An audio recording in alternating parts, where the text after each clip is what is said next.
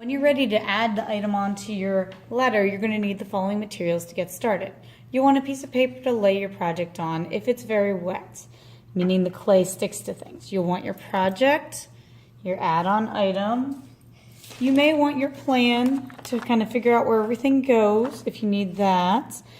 You'll want a cup of water. This also has a sponge inside. You need a cup of slip. Slip is watered down clay. It kind of looks like a milkshake, a bad milkshake. Don't drink this. So it looks like that. If yours is separated in any way, just stir it with a clay tool. You also need some clay tools and a fork. So what you're going to do first is you're going to lay your add-on item on your letter to determine placement. So I'm going to lay my paintbrush right here. Then using a clay tool or a sharpened stick, something like this, I'm going to outline where I would like to place my add-on item. So outline it. Then I'm going to lift off my add-on item and I'm turning it over.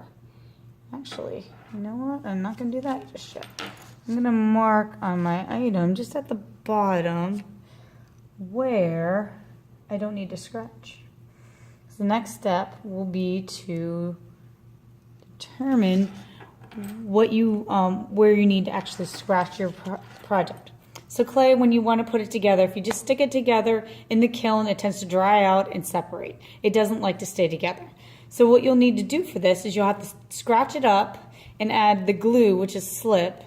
And when you do that, it ends up being more like Velcro, and you smush it together, and then it has a hard time coming apart. So my next step will be to add scratches to the area that I've outlined in the back of my paintbrush. You're not going to scratch lightly like that. You want to scratch rather deep and kind of take your aggression out on the clay. Think, somebody flushed my Chromebook and now I have to pay for it. That's $250 I don't want to spend. So I'm scratching both areas.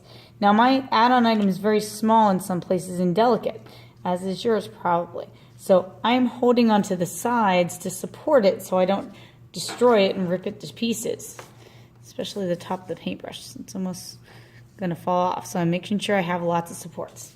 The next step, once you have both areas scratched up, get some slip. You can do this with a paintbrush or a clay tool. It's really your choice. So I'm putting a lot of slip on, covering it well. Don't be stingy. This is the glue that's going to hold the clay together. Remember, slip is watered down clay. It's just a different form of it. And the clay we're using now to create your letter and your add-on item is called plastic clay. And those two, plastic clay is the clay where you have the most flexibility and you do most of your work. But the slip ends up acting like a glue. There. So what I'm going to do now is take my fork and re-scratch. Kind of really getting the slip to attach to the piece that it's on.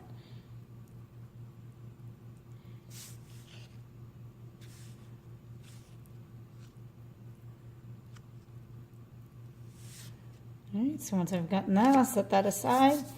And I'm going to take my paintbrush and lay it right on top of the scratches that I've already done. I'm going to push down on it to firmly, really, I've kind of done something like this. I'm pushing down to kind of interlock those scratches. Got a lot of extra slip coming out, that's okay. And you might deform your item just a little bit, but you can go back over it and reform. Then I'm going to use a clay tool. And I'm going to go probably remove a little bit of my slip. There's a little bit extra on it if I need to. And actually, I could probably put it in there. Just a little bit. I don't want to take it all off, because then I'm going to take my tool, my clay modeling tool, and I'm going to go in here and really start attaching these. So I'm actually physically pulling part of the clay from my item down and attaching it to my letter A. And you can go back over and kind of smooth everything out. Okay, so I'm going to really start attaching that.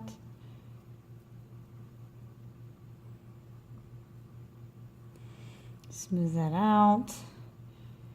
Touch this side well.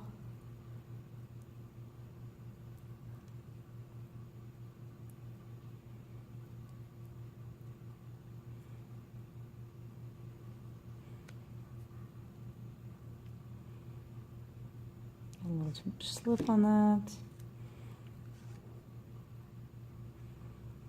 So now my project should look like one piece of clay instead of two.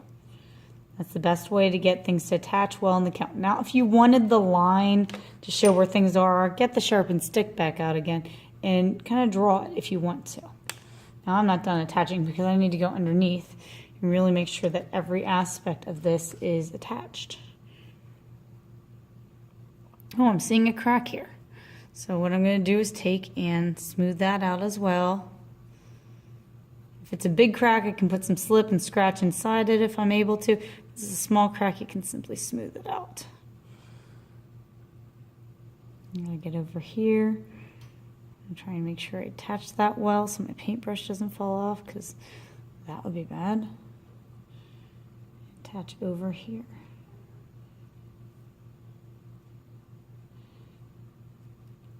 And sometimes it works better to do things with just fingers. It's up to you and how you work. So now I have attached my paintbrush to my letter A. I can smooth things out, and this is where that sponge comes in handy. Wring it out.